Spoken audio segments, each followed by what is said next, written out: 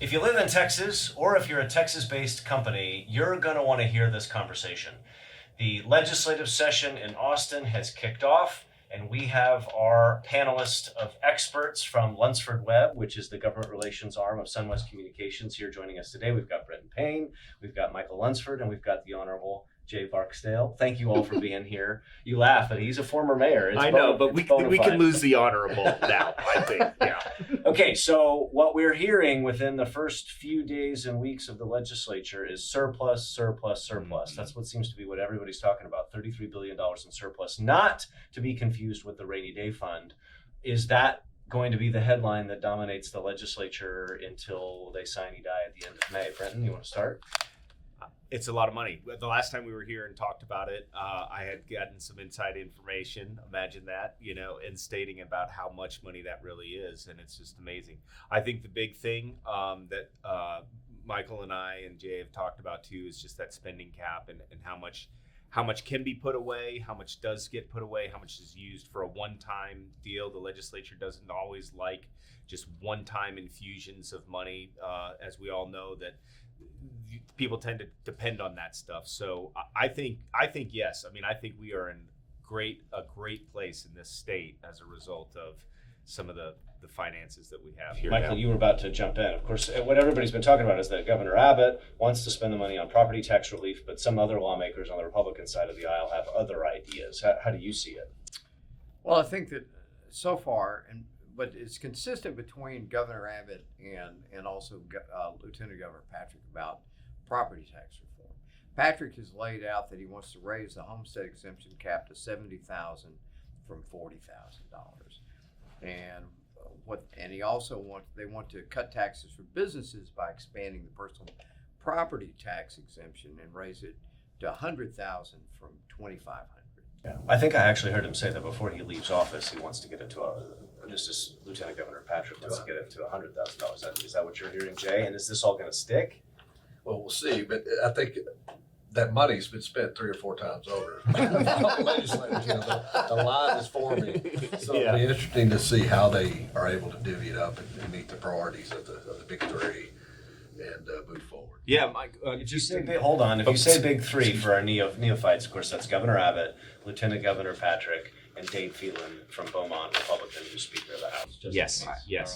And you commented before about the COVID request equaling about $1 trillion at time, and so like Jay said, the line is long, and there are many things that folks want to think. And we got to remember too that we live in a state where rural versus metropolitan is an issue on a lot of these issues, and so the way that money is spent differently. Mike told me about the property tax relief, and I was like, how much does that equal for me? I mean, it's a much different equation than for somebody who's maybe living in a smaller, not as growing as quickly community on a house. It may be big dollars for them, but for me, that doesn't even scratch the surface. The Lieutenant Governor seems to be focused. I've heard him talk about increasing pay for rural county sheriffs and sheriff's deputies. Right. Mm-hmm. So that that's and education, right, and educators as well. So you start questioning: are these messages coming out in anticipation of a deal being struck very early on? Right? Who do I have to appease to in order to get what I want to get done, and kind of seemingly have everybody at the table very early on and to get buy-in and get those bills moving. Okay, so if you're one of the folks listening, you're either a Texas-based business or you do business in Texas, what should I be anticipating? How is my life going to be impacted over the next 4 months while these folks are down in Austin? What are your predictions? Michael, you want to start? Well, I think for the business community, I don't know that there's any regulatory schemes that are out there that they're focusing on, because the consistency about the between the big three, at least Abbott and Patrick, real property tax reform, parents' rights to have a say in their child's education, the ongoing border crisis, fentanyl being smuggled across the border, and there's been some bail issues and so that Republicans apparently want to address that they've seen that have occurred in the major cities. And Lieutenant Governor Patrick, he wants to also build more natural gas power plants to bolster the grid. And he wants to level the playing field between renewable energy and what they call dispatchable energy to ensure reliability. And he also has on his agenda border security and law enforcement, along the lines of what Jay was talking about. An interesting aspect of law enforcement is to be able to a recall provision for district attorneys and judges who don't follow Texas law. And then there's also, now this is what could affect business in the long run, is that they want to have a new fund for non-permanent university fund four-year institutions, which that would be, those are schools that are outside of University of Texas and Texas A&M. They want to, of course, and they want to expand usage for current scholarships programs for teachers and for law enforcement, and including nurses. And then Patrick wants to also increase teachers' pay and provide a 13th check for retired teachers. Now that is a lot to get done, and it would be, in my experience, limited compared to yours, uncustomary to have that much legislation or that much big legislation. What you didn't even mention was security at public schools as well. That's on the list. Well, that's going to be big too, absolutely, I think. Yeah. that's on the list. So going back to my question, for those who do business here, what are we facing? I wouldn't worry about any tax increases. That's Yeah. exactly what I was going to And say. maybe even potentially some, reductions Yeah. or something. And maybe even a place for your employees to go and take some of their wages and maybe have winnings, right? Like the casino thing has been brought up, and the fact that maybe a lot of folks go across our state lines in order to do that. I think that it's crazy that you would think that in a budget surplus situation you're looking at casino game, because typically you would think that would be something where we got to save that until it gets Last really resort. bad. Yes, yeah.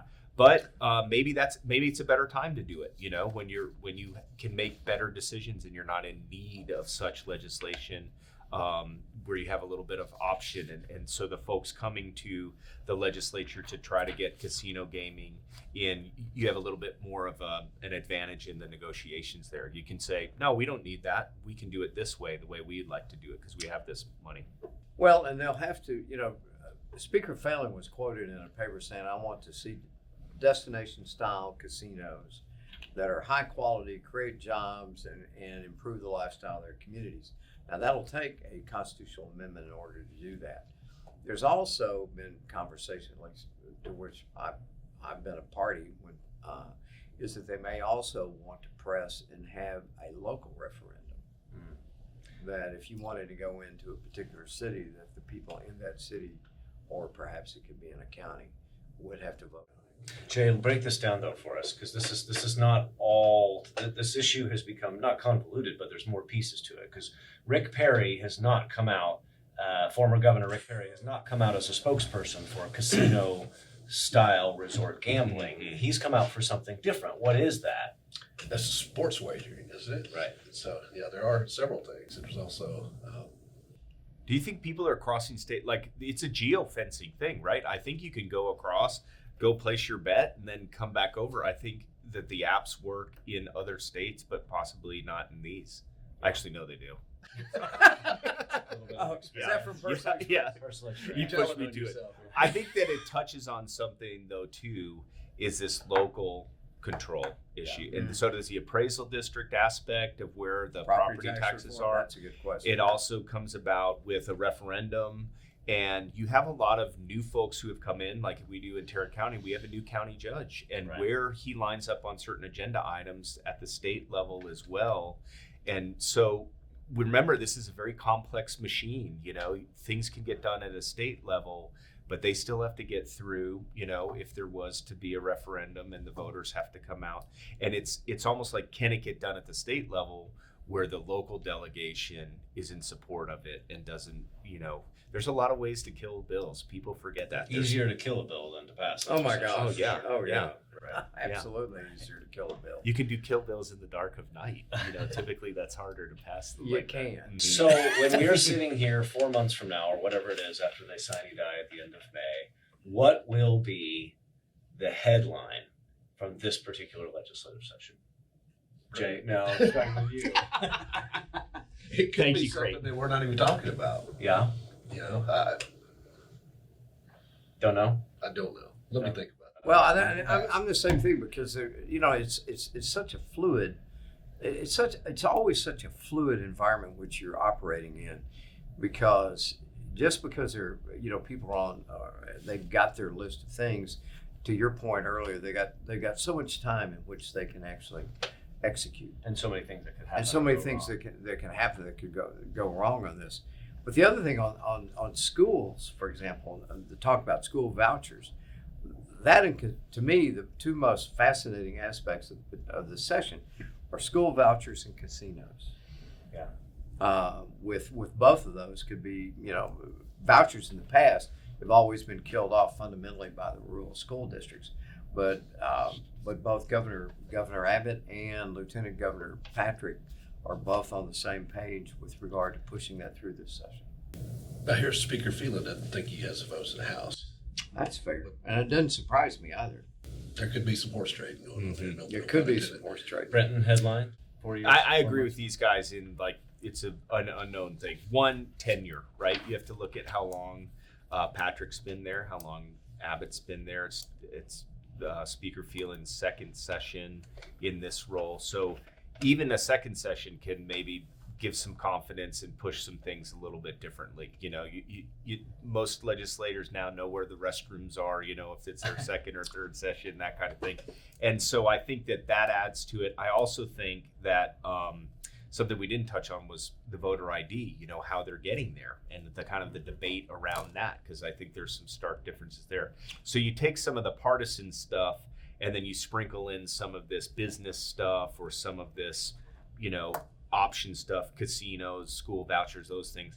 And then you never can venture too far on how that partisan stuff may affect that and where those trades come in and where people are in their own party lines and how much fear they have to go back and get primaried if they don't, fulfill some of the obligations that they feel that their constituents put them there in the first place to take care of. So, yeah, Michael. So, a couple of things. One, importantly, the Republicans added a 19th Senate seat, and that's important as far as the way in which the chamber can conduct business. And there's also been one addition on the Republican side in the House to 86 members. But the Democrats have got their legislative issues also that they'd like to see pushed. And some of those, and Royce West had said this the other day. Democrat from North Texas, expand Medicaid in Texas. And he said, deal with issues facing the grid. So there may be a different perspective on bolstering the grid. And then also, he said he wants to know what the governor's planning to do in terms of school safety, which was discussed a minute ago, and there'll be a lot of money, I suspect, spent on that. But there's, hopefully there'll be bipartisan approval. That is going to be a big part. Plan. That'll have a low bill number, right? And they'll be carried by a prominent House member, someone with some strength. Low bill number means that it's high priority, that leadership is that's what Yep. House Bill 1 and Senate Bill 1 are. Yeah. Budget Yeah. amounts, right? Yeah. I will say this in the background, not to forget that a lot of that rainy day fund formula is also based on a lot of our infrastructure funds that we have in this state. And TxDOT has a huge amount of money itself, but we also have labor issues where TxDOT can't fulfill all of the spots that they have. The labor force that exists out here, inflationary environment where projects are costing more. I mean, we are still a growing state with a lot more folks coming in than exiting, and that requires infrastructure. We're hitting that magic mark where it's 50, 60 years.